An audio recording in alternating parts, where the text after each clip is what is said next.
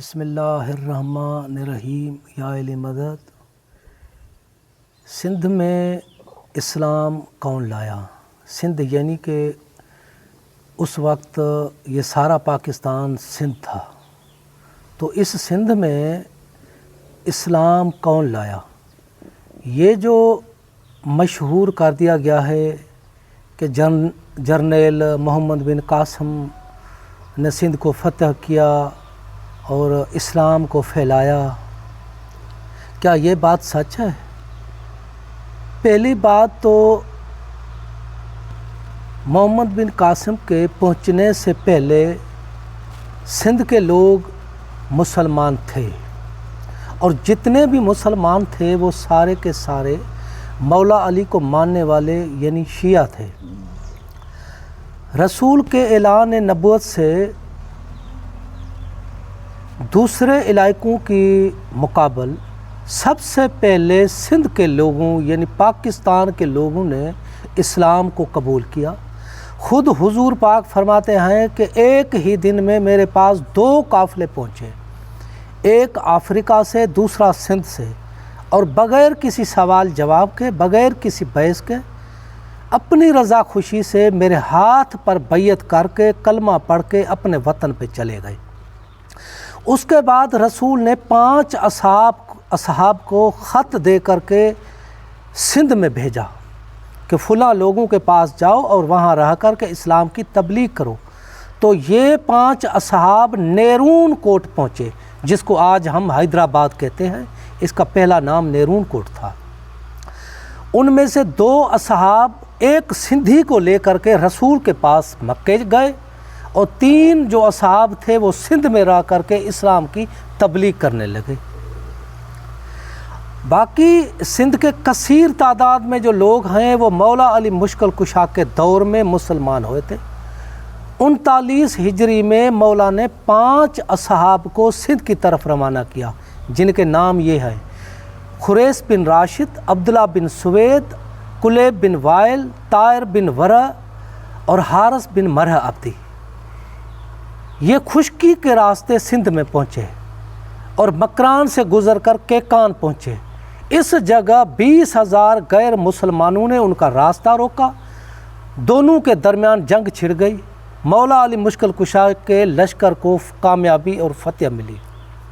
اس کے بعد سندھ کے کچھ علاقوں پہ مولا علی کے اصحاب حارث بن مرہ عبدی کی حکومت قائم ہو گئی۔ اس کے عدل و انصاف کو دیکھ کر کے لوگ اتنے متاثر ہوئے اور کہنے لگے جس علی کا ایک غلام اتنا عادل ہے وہ علی کیا ہوگا؟ جتنا ایک غلام اتنا عادل ہے تو وہ علی کیا ہوگا؟ اس سے متاثر ہو کر کے لوگ قافلوں کے قافلے سندھ کے کوفہ میں مولا علی کے پاس جانے لگے، مولا کی زیارت کرنے لگے، مولا سے ہدایت لینے لگے۔ مولا علی نے ان کو فرمایا کہ جا کر کے سندھ میں اسلام کی تبلیغ کرو۔ کہنے لگے یا علی ہم مسلمان تو ہیں مگر ہم مسلمان تھوڑے ہیں، ہم سے زیادہ جو ہیں وہ غیر مسلمان ہیں، اگر ہم سے جنگ ہو جائے تو ہماری مدد کون کرے گا؟ ہم تو تھوڑے ہیں۔ مولا نے ان کو علم دے کر کے کہا کہ یہ لے جاؤ، یہ جو علم آج تمہارے چھتوں پہ لگا ہوا ہے، مولا علی نے یہ ان کو علم دے کر کے کہا یہ لے جاؤ، جب بھی مدد کی ضرورت پڑے علم ہاتھ میں لے کر کسی ٹیلے پر چڑھ کر کے نعت علی پڑھنا، علی پہنچ جائے گا۔ اور جب ان کو مدد کی ضرورت پڑی انہوں نے ایسا ہی کیا، مولا علی پہنچ گئے۔ جب غیر مسلمانوں نے دیکھا کہ اتنی بڑی دور سے مریدوں کی آواز سنتا ہے اور پہنچ جاتا ہے تو یہ دین بھی حق ہے تو یہ علی بھی حق ہے، تو اس کے بعد کثیر تعداد میں لوگ مسلمان، اور جتنے مسلمان ہوئے مولا علی کو ماننے والے یعنی کہ اہل تشیع ہوئے، شیعہ ہو گئے۔ اب یہ بات سارے تاریخ دانوں نے لکھی ہے، اتنے تک کہ اہل سنت کے بڑے عالم ملا ادریس نے اپنی کتاب احسن التحقیق میں لکھا ہے کہ سندھ کے لوگ جتنے بھی مسلمان تھے وہ سارے شیعہ تھے، یعنی علی مولا کو ماننے والے تھے۔ پھر آج یہ سنی وہابی اہل حدیث سندھ میں کیوں ہیں؟ سنیے، مولانا ظفر ندوی کی کتاب ہے تاریخ سندھ، اور ملا ادریس کی کتاب ہے احسن التحقیق۔ دونوں کے حوالے سے کہ حجاج بن یوسف کا بھتیجا محمد بن قاسم سندھ میں فقط اور فقط شیعت اور سادات کو ختم کرنے کے لیے آیا تھا۔ محمد بن قاسم 92 ہجری سندھ میں پہنچے۔ اس بہادر جنریل کے خوف سے لوگوں نے اپنے عقیدے کو چھپا لیا، اپنے شیعت کو چھپا لیا۔ یہ 92 ہجری ولید بن عبد الملک کا دور تھا، اور اس دور میں حجاج بن یوسف گورنر تھا، اور اس دور میں سادات سے اتنا ظلم ہوا کہ یہ سادات سندھ کے شیعوں کے پاس پناہ لینے کے لیے آئے تھے، اور محمد بن قاسم ان کے پیچھے آیا تھا۔ ولید بن عبد الملک کے دور یعنی 92 ہجری، جس دور میں حجاج گورنر ہے، 92 ہجری سے لے کر خلیفہ منصور کے دور 142 ہجری تک سندھ کے لوگ تکیہ میں رہے۔ پھر 145 ہجری میں سید عبداللہ شاہ غازی سندھ میں آئے، تو لوگوں نے پھر اپنے تکیہ کو چھوڑ کر کے اپنے حقیقی مذہب کو یعنی عقیدے کو ظاہر کیا، شیعت کو ظاہر کیا۔ یہ جو آج وہابی، سنی، اہل حدیث وغیرہ جو ہیں، یہ تکیے میں ہوئے تھے اور آج تک تکیے میں ہے۔ کچھ لوگوں نے تکیہ چھوڑ دیا اور کچھ تکیے میں ہی رہے۔ 142 ہجری یعنی خلیفہ منصور کے دور تھا، تو منصور نے عمر بن حفص کو سندھ کا گورنر بنا کر بھیجا، سندھ کا گورنر بنا کر بھیجا۔ یہ خود شیعہ تھا مگر عباسیوں کے خوف میں تکیے میں تھا۔ تو سید عبداللہ شاہ غازی 145 ہجری سندھ میں جب پہنچے تو ڈائریکٹ اسی سندھ کے گورنر عمر بن حفص کے پاس آئے اور ساری حقیقت ظاہر کی۔ تو اس سندھ کے گورنر عمر بن حفص نے سید عبداللہ شاہ غازی کے ہاتھ میں بیعت کر کے اپنے عقیدے کو ظاہر کیا۔ تو پھر سید عبداللہ شاہ غازی سندھ کے لوگوں کو جمع کر کے ایک بڑا خطاب کیا، کہا علی حق ہے، حسین حق ہے، یہ دشمن آپ کے عقیدے کو برباد کر رہے ہیں، آپ اپنے عقیدے کو ظاہر کریں۔ تو سارے سندھ کے لوگوں نے سید عبداللہ شاہ غازی کے ہاتھ میں بیعت کر کے دوبارہ اپنے عقیدے کو ظاہر کیا۔ اس کے بعد سندھ کے گورنر عمر بن حفص کے پاس اس کی زوجہ کا خط آیا کہ سید محمد اور سید ابراہیم عباسی فوج کے ہاتھوں شہید ہو گئے۔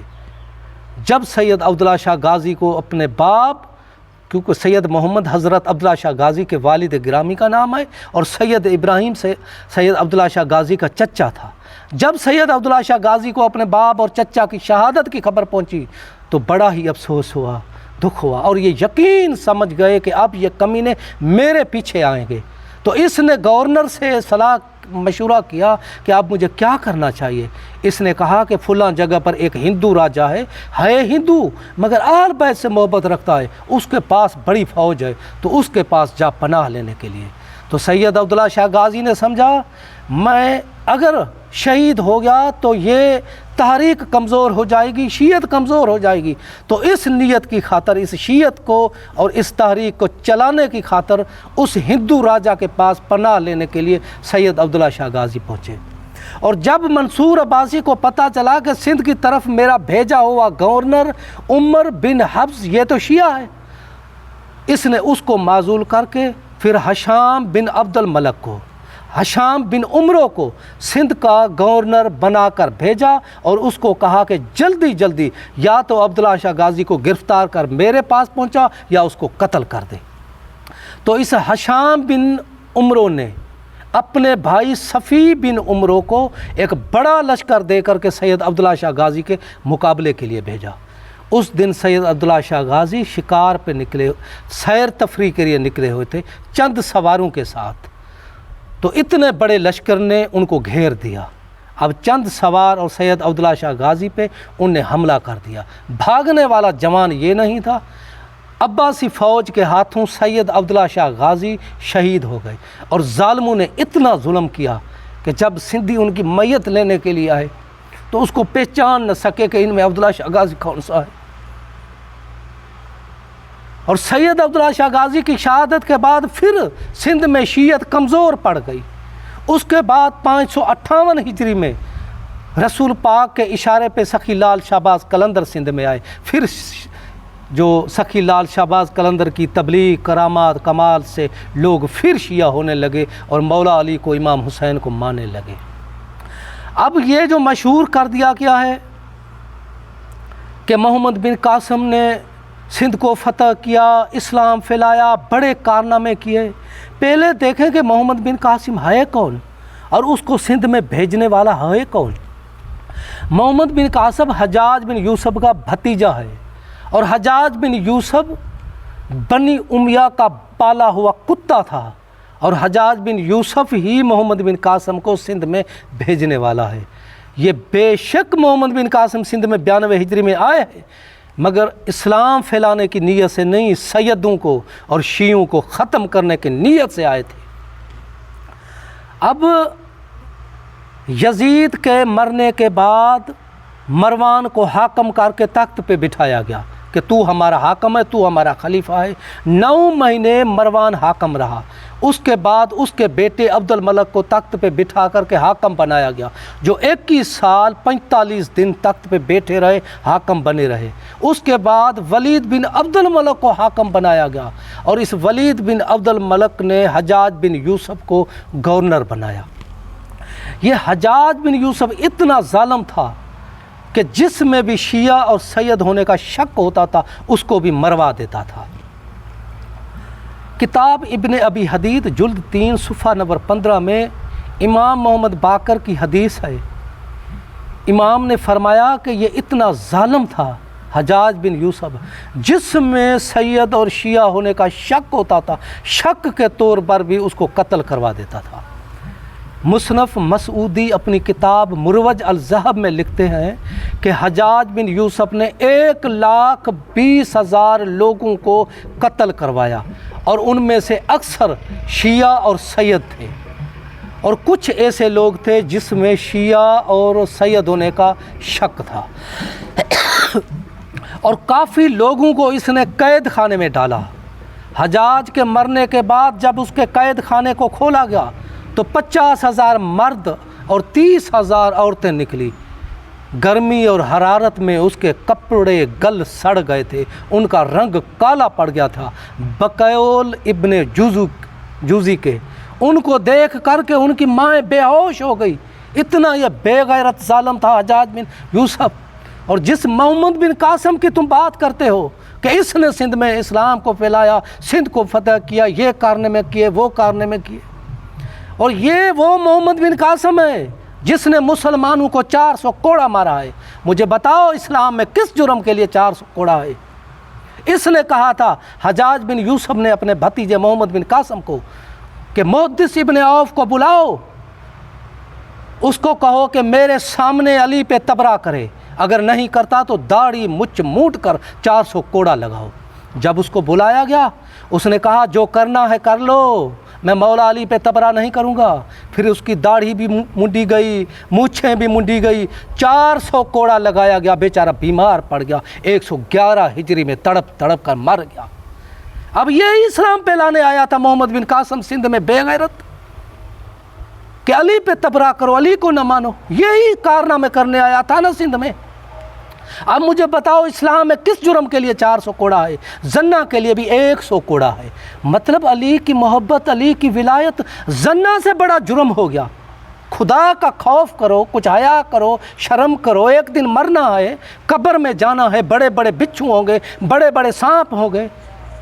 جس علی کی شان مصطفیٰ بتائے اس علی پہ جلتے ہو، اس علی کی حقیقت کو، اس علی کی فضیلت کو چھپاتے ہو۔ محمد بن قاسم آئے، فتح کیا، کارنامے کیے، یہ کیا، کیا کیا اس بے غیرت نے؟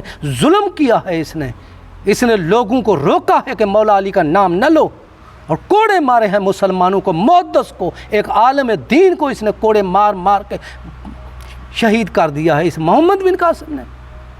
سندھ میں اسلام رسول پاک کے دور میں سندھ کے لوگ مسلمان ہو گئے تھے، اور باقی 39 ہجری میں مولا علی کے دور خلافت میں سندھ کے لوگ زیادہ تر کثیر تعداد میں مسلمان ہوئے۔ اس کے بعد 145 ہجری میں جب سید عبداللہ شاہ غازی سندھ میں آئے تو پھر اسلام کا عروج اور شیعت کا عروج سندھ میں ہوا۔ سید عبداللہ شاہ غازی کی شہادت کے بعد عباسیوں کی جب سندھ پہ حکومت ہوئی تو پھر شیعت کمزور پڑ گئی۔ اس کے بعد 558 ہجری کے بعد سخی لال شہباز قلندر کی تبلیغ سے، کرامات سے، کمالات سے سندھ کے لوگ شیعہ ہوئے ہیں جو آج تک شیعہ ہیں۔ یہ سخی لال شہباز قلندر کا احسان ہے ہم پر. اگر سخی لال شہباز قلندر سندھ میں نہ آتے تو ہمارے باپ دادا وہابی ہو کر کے مر جاتے, جہنم میں چلے جاتے. ہم سارے سندھیوں پر, سارے پاکستانیوں پر, اس وقت سارا پاکستان سندھ کہلاتا تھا. سخی لال شہباز قلندر کا احسان ہے جو آج ہم مولا علی کو ماننے والے ہیں, جو آج ہم حسین کے عزادار ہیں, جو آج ہم پاک زہرا کے قاتلوں پہ لعنت کرنے والے ہیں. یہ ہم پر احسان سخی لال شہباز قلندر رحمۃ اللہ کا ہے.